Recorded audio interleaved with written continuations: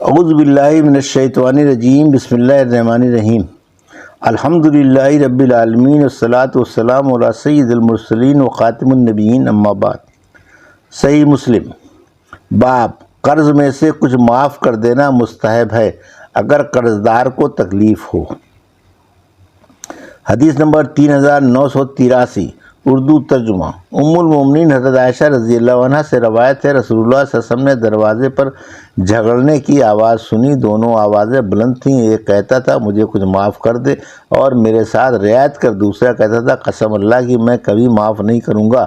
پھر رسول اللہ صلی اللہ علیہ وسلم باہر تشریف لائے اور فرمایا وہ کہاں ہے جو اللہ کی قسم کھاتا تھا نیکی نہ کرنے پر؟ ایک شخص بولا میں ہوں یا رسول اللہ۔ آپ نے فرمایا اس کو اختیار ہے جیسا چاہے۔ حدیث نمبر 3984، اردو ترجمہ۔ کعب بن مالک رضی اللہ عنہ سے روایت ہے، اس نے تقاضا کیا ابو حدرد سے کہ حضرت کے بیٹے پر اپنے قرض کا۔ رسول اللہ صلی اللہ علیہ وسلم کے عہد مبارک میں مسجد میں تو بلند ہوئی آوازیں دونوں کی، یہاں تک کہ رسول اللہ صلی اللہ علیہ وسلم نے سنا۔ آپ گھر میں تھے، آپ باہر نکلے، ان دونوں کے پاس آئے اور حجرے کا پردہ اٹھایا اور پکارا اے کعب بن مالک رضی اللہ عنہ۔ وہ بولا حاضر ہوں یا رسول اللہ۔ آپ نے ہاتھ سے اشارہ فرمایا کہ آدھا قرضہ معاف کر دے۔ کعب رضی اللہ عنہ نے کہا میں نے معاف کیا یا رسول اللہ صلی اللہ علیہ وسلم۔ تب آپ نے ابن ابی حدرد رضی اللہ عنہ سے کہا اٹھ ادا کر قرضہ اس کا۔ حدیث نمبر 3985، اردو ترجمہ۔ اس سند سے بھی اوپر والی حدیث روایت کی گئی ہے۔ حدیث نمبر 3986، اردو ترجمہ۔ کعب بن مالک رضی اللہ عنہ سے روایت ہے، ان کا قرض آتا تھا عبداللہ بن ابی حدرد پر، اور وہ راہ میں ملا تو کعب رضی اللہ عنہ نے اس کو پکڑ لیا۔ پھر دونوں کی باتیں ہونے لگیں، یہاں تک کہ آوازیں بلند ہوئیں۔ رسول اللہ صلی اللہ علیہ وسلم ان کے اوپر سے گزرے اور فرمایا اے کعب، اشارہ کیا اپنے ہاتھ سے آدھا قرض چھوڑ دینے کا۔ پھر کعب رضی اللہ عنہ نے آپ کے اشارے کے موافق آدھا قرض لیا اور آدھا معاف کر دیا۔ باب اگر خریدار مفلس ہو جائے اور بائع مشتری کے پاس اپنی چیز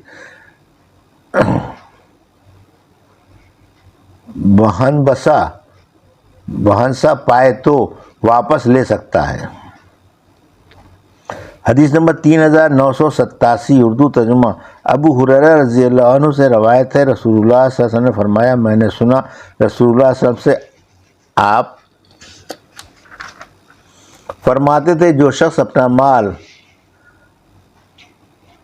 بجنسا کی کسی آدمی کے پاس پائے تو وہ مفلس ہو گیا ہو تو وہ زیادہ حقدار ہے اس مال کا اوروں سے۔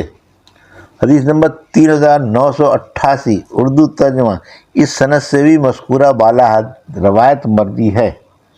حدیث نمبر 3989، اردو ترجمہ۔ ابو ہریرہ رضی اللہ عنہ سے روایت ہے، رسول اللہ صلی اللہ علیہ وسلم نے فرمایا اس شخص کے باب میں جو نادار ہو جائے جب اس کے پاس مال بجنسا ملے جو اس نے خریدا تھا اور اس نے اس میں کوئی تصرف نہ کیا ہو تو وہ بائع کا ہوگا۔ حدیث نمبر 3990، اردو ترجمہ۔ ابو ہریرہ رضی اللہ عنہ سے روایت ہے، رسول اللہ صلی اللہ علیہ وسلم نے فرمایا جب کوئی شخص مفلس ہو جائے اور اپنا مال بعینیہ دوسرا کوئی شخص اس کے پاس پائے تو وہ زیادہ حقدار ہے اس کا بنسبت اور قرض خواہوں کے۔ حدیث نمبر 3991، اردو ترجمہ۔ وہی جو اوپر گزرا اس میں یہ ہے کہ وہ زیادہ حقدار ہے اس کا اور قرض خواہوں سے۔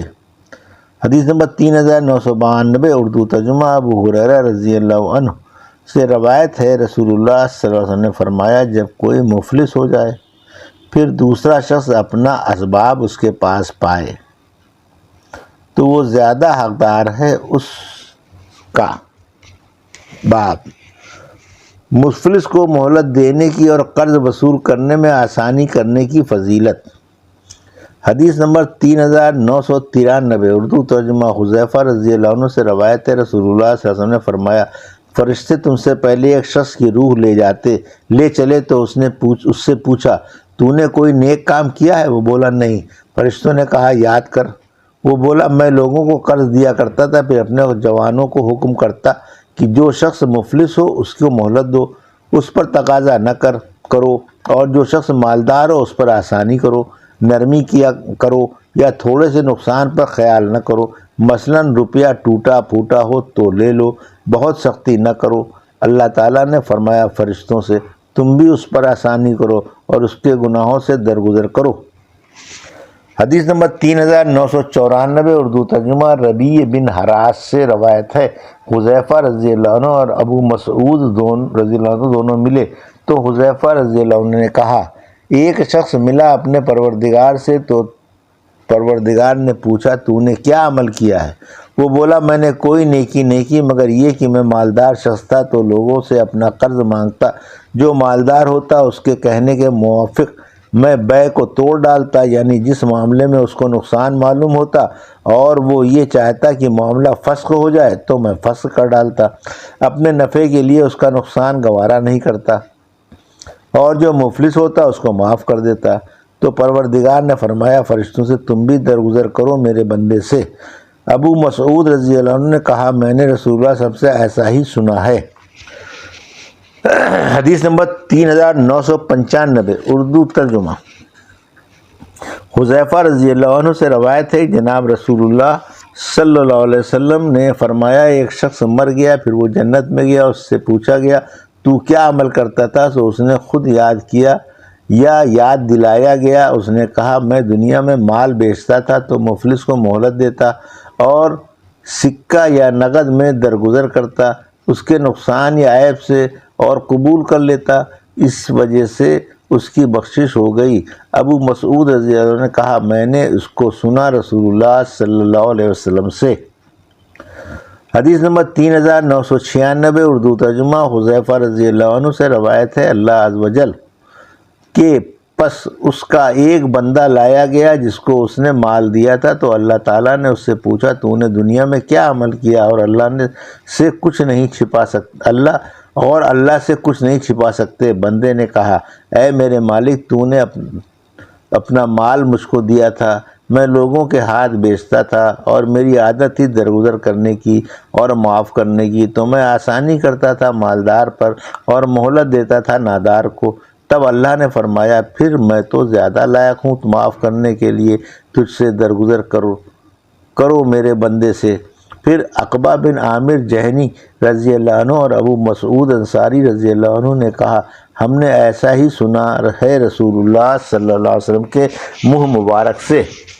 حدیث نمبر 3997 اردو ترجمہ ابی مسعود رضی اللہ عنہ سے روایت ہے رسول اللہ صلی اللہ علیہ وسلم نے فرمایا تم سے پہلے ایک شخص کا حساب ہوا تو اس کی کوئی نیکی نہ نکلی مگر اتنی کہ وہ لوگوں سے معاملہ کرتا تھا اور مالدار تھا تو اپنے غلاموں کو حکم کرتا نادار کو معاف کر دینے کا۔ تب اللہ تعالیٰ نے فرمایا ہم زیادہ حق رکھتے ہیں معاف کرنے کا تجھ سے، اور حکم دیا کہ معاف کرو اس کے گناہوں کو۔ حدیث نمبر 3998 اردو ترجمہ ابو ہریرہ رضی اللہ عنہ سے روایت ہے رسول اللہ صلی اللہ علیہ وسلم نے فرمایا ایک شخص لوگوں کو قرض دیا کرتا اور وہ اپنے نوکروں سے کہتا جو مفلس ہو اس کو معاف کر دینا، شاید اللہ تعالیٰ اس کے بدلے ہم کو معاف کرے۔ پھر وہ اللہ تعالیٰ سے ملا، اس نے اس کو بخش دیا۔ حدیث نمبر 3999 اردو ترجمہ اس سند سے بھی مذکورہ بالا حدیث مروی ہے۔ حدیث نمبر 4000 اردو ترجمہ عبداللہ بن ابی قتادہ سے روایت ہے ابو قتادہ نے اپنے ایک قرض دار کو ڈھونڈا، وہ چھپ گیا، پھر اس کو پایا تو وہ بولا میں نادار ہوں۔ ابو قتادہ نے کہا اللہ کی قسم؟ اس نے کہا اللہ کی قسم۔ تب ابو قتادہ نے کہا میں نے سنا ہے رسول اللہ صلی اللہ علیہ وسلم سے آپ فرماتے تھے جس شخص کو بھلا معلوم ہو کہ اللہ اس کو نجات دے قیامت کے دن کی سختیوں سے تو وہ مہلت دے نادار کو یا معاف کر دے اس کو۔ حدیث نمبر 4001 اردو ترجمہ اس سند سے بھی مذکورہ بالا حدیث مروی ہے۔ یہ تھی صحیح مسلم کی حدیث نمبر 3983 سے 4001 کا اردو ترجمہ جو ابھی آپ نے سماعت فرمایا۔ اللہ سے دعا ہے کہ اللہ ہمیں ان حدیثوں کی صحیح سمجھ عطا فرما اور ان پر عمل کرنے کی توفیق عطا فرما، آمین یا رب العالمین۔